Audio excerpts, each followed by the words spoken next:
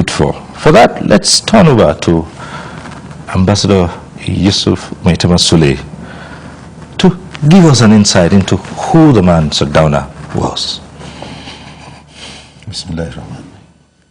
Yes, he was a leader, a true leader with all the qualities of leadership. A true leader who led by example. A leader whose leadership was accepted by all and sundry, irrespective of tribe or religion. A leader who led with the philosophy of a herdsman. The herdsman that sacrificed his life, his health, his comfort for his cattle. A leader, a political leader that came into politics to serve but not to be served, to give but not to take. A leader whose philosophy then, if used today, could solve all the problems of Nigeria, political, economic, and social. He was a leader whose leadership cut across tribal, religious, and cultural boundaries. A true leader who led by example. A leader who believed in division of responsibility. He believed that some people are destined to be rulers, some are destined to be workers, some are destined to be this or that, and each has to keep to his own sphere of responsibility. He used to tell us in those days, and that was what made him great, that you cannot do two things at the same time. Any of my ministers that wants to go into business should resign his appointment. I will encourage him. But you cannot do two things at the same time. You cannot be a minister and a businessman at the same time.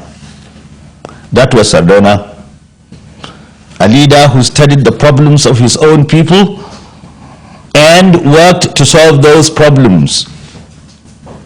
Yes, that was Sardauna. His greatest achievement is something that we should learn today. Sardauna, under his leadership, had all northern Nigeria, all the tribes of northern Nigeria united. There was no question of religion or tribe or status. No. One day, if I may tell you this small story, the Sardauna went to the Kingsway to do shopping. He met some students and he asked them what they were doing. They said they were window shopping. Then he said, let each one of you go and pick one item, I will pay. They did. And he asked his servant to go and settle the bill. Unfortunately for him, the servant, he asked one of the boys, where do you come from? What tribe are you? When Sardauna heard this, he said, don't ever ask such questions. He is my son.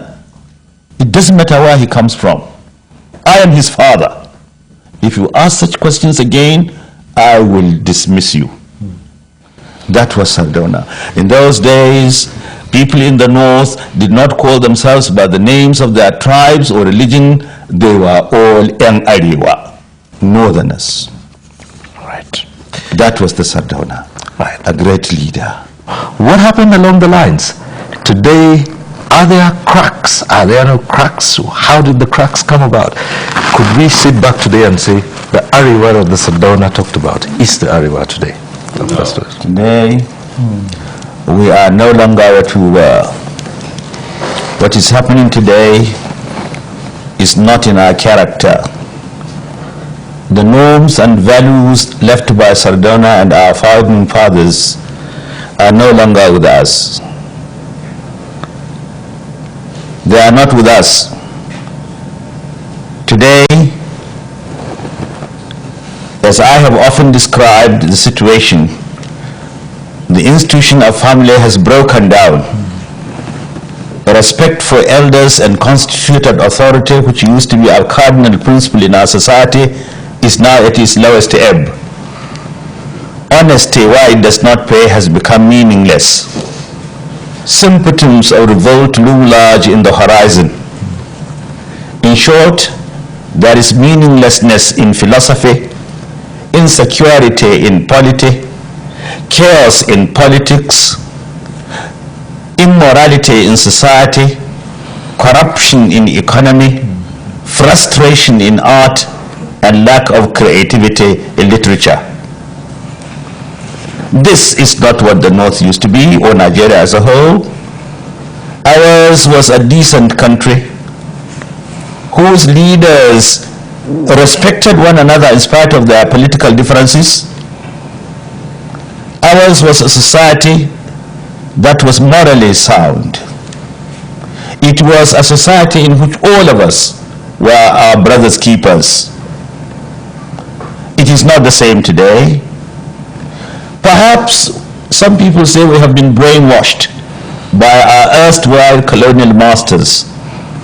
It is true to a certain extent, but we are to a very large extent to blame, because we are masters of our fate.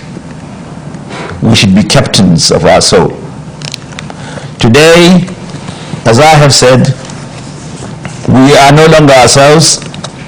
Our cultural values have been thrown overboard. If a people lose their culture, and Sardauna was a man of culture, and that was why he organized the annual cultural festival. It started from the North. Today we are trying to abandon our culture, and culture is the identity of the people. People often mistake culture as mere dancing and singing. It is much more than that. Culture is the customs and costumes, the characters and the characteristics, the manners and mannerisms, the philosophy and the ideology of our people. Culture is the totality of a people's experience. Culture is the way of life of the people. Sardauna in those days adhered to the culture of the people. We had an identity. We had respect for one another. Our society was morally sound. There was little corruption, and so on and so forth. However, in spite of the ugly picture I have painted, I believe we can still get out of the woods. I am not a pessimist, I'm an optimist. I believe that if we can revive the glory of the past by reminding us of the good achievements, the success of the Sardauna and his like. If we recall what the Sardauna did and emulate his example, we can certainly revive the glory of the past. Right. I'm glad to say, under the present political dispensation, with some of the leaders determined to revive that glory, I am beginning to see a light at the end of the tunnel. I do hope the struggle will continue.